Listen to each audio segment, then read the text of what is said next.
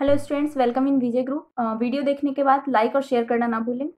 तो कल हम तुम लोगों को सेंटेंस पढ़ाए थे और परसों भी सेंटेंस का ही क्लास चला था, तो सेंटेंस तुम लोग का कंप्लीट हो चुका है। तो उसी के बेस पर हम कुछ क्वेश्चन देखेंगे जिसमें सेंटेंस को ट्रांसफॉर्म करने के लिए बताएंगे। सेंटेंस को ट्रांसफॉर्म करने का मतलब है कि अफर्मेटिव से निगेटिव, निगेटिव से अफर्मेटिव, इंट्रोगेटिव से इंट्रोगेटिव निगेटिव, इंट्रोगेटिव से अफर्मेटिव, अफर्मेटिव से इंट्रोगेटिव, इम्परेटिव से असर्टिव, इस टाइप से सेंटेंस को हम लोग ट्रांसफॉर्म करेंगे। तो इसके बेस पर हम तुम लोगों को कुछ क्वेश्चन दिए हैं, तो उसको पहले देख लो। क्वेश्चन है तुम लोगों का, देखो। और क्वेश्चन जो है वो जो स्टूडेंट्स है हमारे कोचिंग के, उनके लिए ऑलरेडी डाला हुआ है आप लोगों का ऐप पर। जो बच्चे हमारे नए इसमें जुड़े हैं वो देख लेंगे, वीडियो को पॉज करके क्वेश्चन पहले देख लेंगे, अच्छे से देख लीजिए। इधर भी क्वेश्चन है आपके। इन क्वेश्चन को पहले वीडियो को पॉज करके बनाकर देख लीजिए, उसके बाद करेक्शन हम आगे करवा रहे हैं, फिर बाद में करेक्शन को देखिएगा, ठीक है। तो हम लोग स्टार्ट करते हैं। सबसे पहला जो हमारा ग्रुप ए में दिया हुआ है उसमें सेंटेंस को ट्रांसफॉर्म करना है, जो कि सेंटेंस आपका अफर्मेटिव में है, मीन सिंपल सेंटेंस में है, जिसको चेंज करना है आप लोगों को निगेटिव में। तो स्टार्ट करते हैं।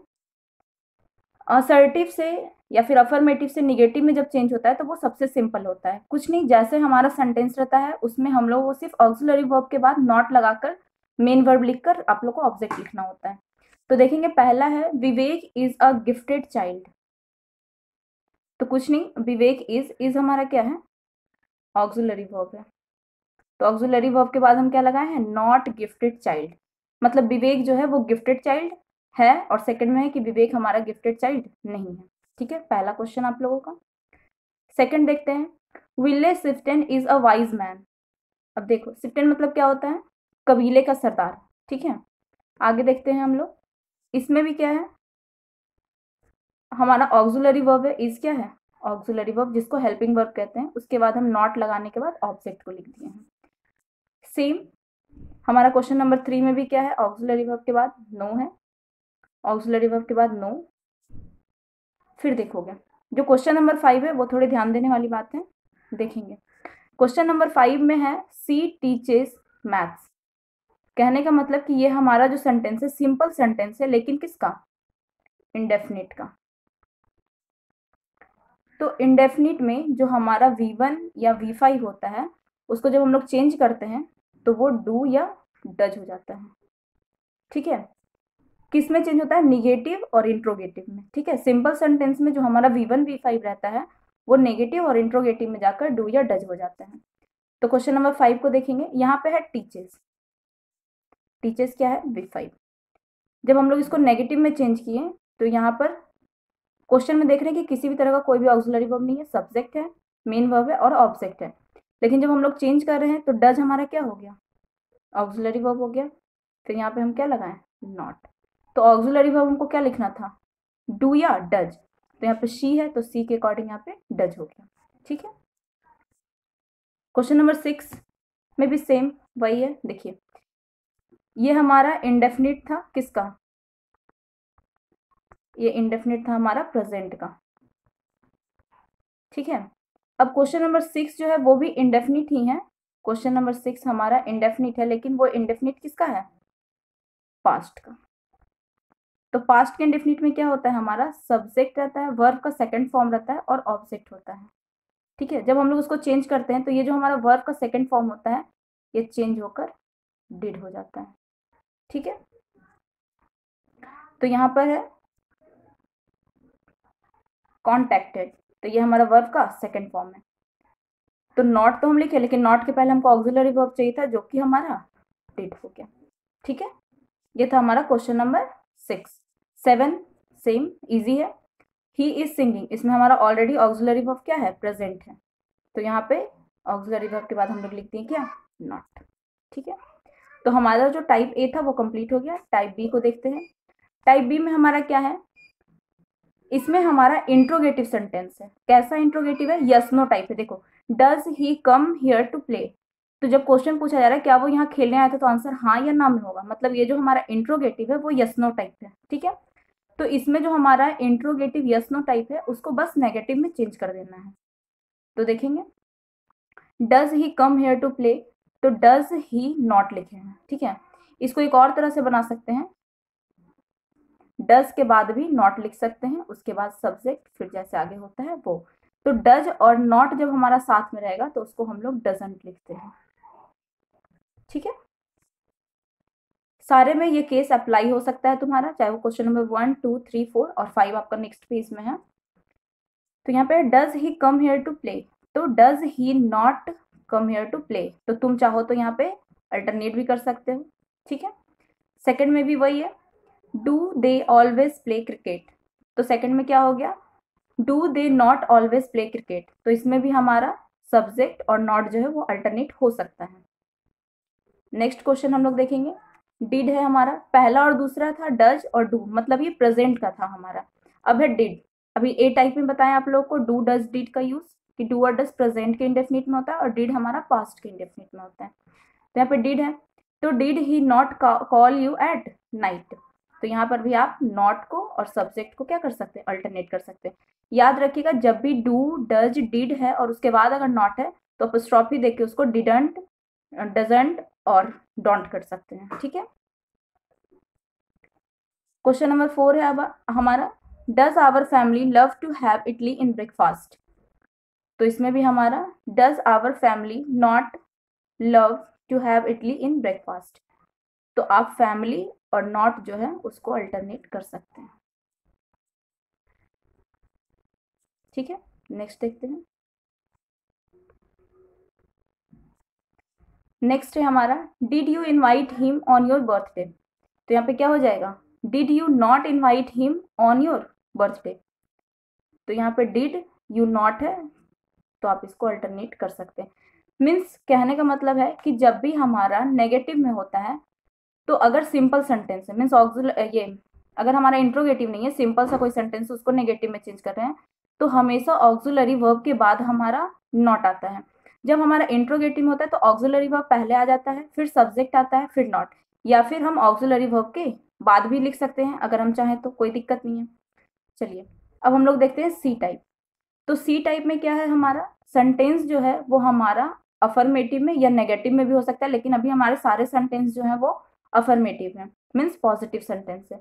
तो उसको हम लोगों को चेंज करना है WH में। WH में चेंज करने का मतलब जो स्टार्टिंग हमारा होगा ऑक्सिलरी वर्ब के पहले हो या कोई भी, मतलब सेंटेंस की जब स्टार्टिंग होगी तो आगे में हमारा WH वर्ड रहना चाहिए। तो देखते हैं, पहला है he is a sharp businessman, तो वो कैसा बिजनेसमैन है, तो शार्प है, तो कैसा, तो व्हाट काइंड हो गया है ना, what kind of businessman is he. Second, your grandfather was sick for long time, तो यहाँ पर पूछा जा रहा है कि मतलब बताया जा रहा है कि ग्रैंडफादर जो है वो बहुत लंबे समय से बीमार थे, मतलब कितने समय से बीमार थे, तो यहाँ पर क्या हो गया, कितने समय के लिए, हाउ लॉन्ग।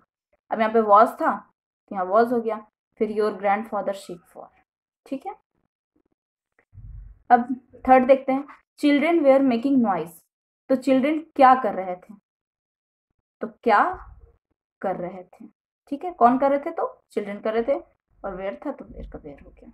ठीक है, अब है हमारा question number 4, mister Sinha is an honest worker, तो यहाँ पर मिस्टर सिन्हा जो है वो कैसे वर्कर है, कौन है, कैसे है ना, तो यहाँ पे हो गया हु, क्या है वो, वर्कर है, कैसे वर्कर है, ऑनेस्ट वर्कर है। ठीक है, तो यहाँ पर दो तरह से हम इसको बना सकते हैं, एक ये कि मिस्टर सिन्हा जैसे है, mister Sinha is an honest worker, तो हम पूछ सकते हैं कि कौन ऑनेस्ट वर्कर है, या फिर हम पूछ सकते हैं कि मिस्टर सिन्हा कैसे वर्कर है। तो दो तरह से यहाँ पे क्वेश्चन एराइज होगा।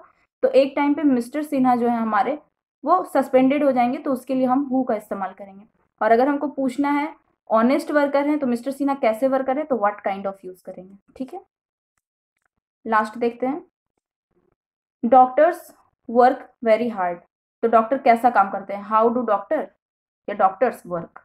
अब देखो अगर यहाँ पे हमारा डॉक्टर्स है तो वर्क हो गया, अगर यहाँ पे सिर्फ डॉक्टर रहता तो यहाँ पे वर्क्स हो जाता। ठीक है, चलिए अब हम लोग देखते हैं डी टाइप।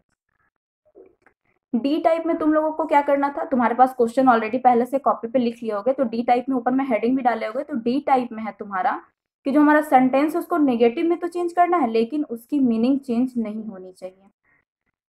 तो देखेंगे यहाँ पे पहला है he become a prominent leader, prominent leader मतलब बहुत ही ज़्यादा फेमस लीडर। तो फेमस के लिए हम एक वर्ड किए हैं यूज कॉमन, मतलब अपोजिट वर्ड। अपोजिट वर्ड लिखकर आराम से नॉट लगा सकते हैं, है ना, तो मीनिंग भी नहीं चेंज होगा और हमारा सेंटेंस भी नेगेटिव हो जाएगा। तो वही है, he become a prominent leader. तो यहाँ पे है ही बिकम, बिकेम, बिकम नहीं है यहाँ पे, बिकेम है। तो बिकेम होने का मतलब हो गया कि ये पास्ट होगा, पास्ट का इंडेफिनिट है, तो इसको चेंज करेंगे तो डिड हो जाएगा। ठीक है, तो हो गया हमारा, जब हम आंसर बनाए तो हो गया he didn't become a common leader. ठीक है, प्रोमिनेंट के लिए हम एक वर्ड यूज किए हैं कॉमन, जो कि अपोजिट वर्ड है। यहाँ पे हम अपोजिट वर्ड भी सीख सकते हैं, है ना। ठीक है, अब नेक्स्ट में आते हैं हम लोग। नेक्स्ट है he is a wise leader. वो बुद्धिमान है, तो हमको बोलना है कि वो मूर्ख नहीं है। अगर नेगेटिव बनाएंगे तो क्या हो जाएगा, मूर्ख नहीं है। तो हम यहाँ पे क्या लिख दिए हैं, नॉट अ फुलिश। तो ये वाइज का क्या हो गया, अपोजिट हो गया। ठीक है, नेक्स्ट आते हैं। नेक्स्ट है हमारा they talked in ambiguous manner. Ambiguous का मतलब होता है मल्टीपर्पस बात करना, मीन्स डबल मीनिंग, आप लोग समझते हो ना, डबल मीनिंग बात करना, मतलब कोई एक बात बोल रहा है जिसका 2-3 तरह से मीनिंग निकल रहा है। तो कहने का मतलब कि वो क्लियर तरीके से बात नहीं करते हैं। तो उसके लिए हम यहाँ पे सिंपल सा वर्ड लिखे हैं, not talk in a clear manner. अब देखो यहाँ पे टॉक्ड है, V2 है, तो V2 है तो उसको जब हम नेगेटिव में या इंट्रोगेटिव में डालेंगे तो क्या हो जाएगा, वो डिड हो जाएगा। तो देखो यहाँ पे डिड का यूज़ किया है, और जब भी डिड का यूज़ होगा तो उसके साथ हमेशा V1 ही लगता है। ये जब हम लोग टेंस पढ़ेंगे ना तो थोड़ा और क्लियर हो जाएगा। ठीक है, तो अभी यहीं पर जितना समझा रहे उतने को हम लोग समझेंगे, बाकी जब हम लोग टेंस पढ़ेंगे, बेसिक तुम लोग को टेंस का भी दे देंगे क्लास 6 में, तो उसमें आप लोगों का क्लियर हो जाएगा। ठीक है, और भी ज़्यादा क्लियर होगा। ऐसे हम यहाँ पे क्लियर कर रहे हैं, आप लोग समझोगे तो समझ में आ जाएगा। नेक्स्ट क्वेश्चन देखते हैं। नेक्स्ट क्वेश्चन है this is an honest opinion. तो ऑनेस्ट का अपोजिट डिसऑनेस्ट, यहाँ पे हम लिख दिए डिसऑनेस्ट। अब सिर्फ डिसऑनेस्ट अगर रहेगा तो मीनिंग क्या हो जाएगा, चेंज हो जाएगा। तो इसके आगे में हम लगा दिए नॉट। अब वो डिसऑनेस्ट नहीं है तो इसका मतलब क्या है, वो ऑनेस्ट है। ठीक है, तो मीनिंग भी नहीं चेंज हुआ और सेंटेंस भी हमारा क्या हुआ, नेगेटिव हो गया। ठीक है, अब देखिए ई देखते हैं, क्वेश्चन टाइप ई। तो इसमें क्या है कि हमारा जो सेंटेंस है ना वो इम्परेटिव सेंटेंस है, और उसको हम लोगों को चेंज करना है किस में, इंट्रोगेटिव में चेंज करना है। ठीक है, तो बहुत ही सिंपल है, देखेंगे फिनिश्ड इट फास्ट। तो फिनिश्ड इट फास्ट तो है, तो उसके आगे में हम क्या लगा दिए, don't. Please lift this box, तो प्लीज जहां पर है वहां पर रहेगा लिफ्ट दिस बॉक्स है, और उसके आगे में हम क्या लगा दिए, don't. Switch off the light, switch off the light है, उसके आगे में क्या लग गया, डोंट। अब देखो हम यहाँ पे डोंट लिखे हैं इसलिए क्योंकि तुम लोग को बताने के समय सोचे थे कि समझा देंगे, यहाँ भी और यहाँ भी। हम बताए थे ना भी कि जब, देख लो अच्छे से क्लियर करके बताते हैं। डोंट, यहाँ भी है हमारा डोंट, यहाँ भी डोंट है। देखो इन तीनों को जैसे लिखना चाहिए एक्चुअली में वो हम यहाँ पे लिख दिए हैं, है ना। जब भी हमारा डू, डज और डिड या फिर हैव, हैज, कुछ भी हो, तो उसके साथ अगर हमको नॉट लगाना होता है, नॉट लगाना होता है, तो याद रखिए कि अपोस्ट्रॉफी करके हम लोग नॉट लगाते हैं। ठीक है, तो उसी तरह से यहाँ पे हमारा do not, do not, do not था, तो यहाँ पे हम क्या लिखे हैं, डोंट। ठीक है, यहाँ पे लास्ट क्वेश्चन देखेंगे, please go to bed early. तो यहाँ पे हम क्या है लिखे हैं, प्लीज डोंट या फिर do not go to bed early. ठीक है, तो ये आपके सारे क्वेश्चंस का करेक्शन था। क्वेश्चन आपका जो स्टूडेंट्स हैं हमारे उनका PDF फॉर्म में ऐप पर डाला हुआ है, और जो बच्चे हमारे नए जुड़े हैं इससे, वो क्या करेंगे, पॉज करके क्वेश्चंस को लिख लेंगे सही तरीके से हेडिंग डालकर, और पहले खुद से बनाएंगे, फिर मेरे वीडियो को देखकर उसका करेक्शन करेंगे। ठीक है, थैंक यू।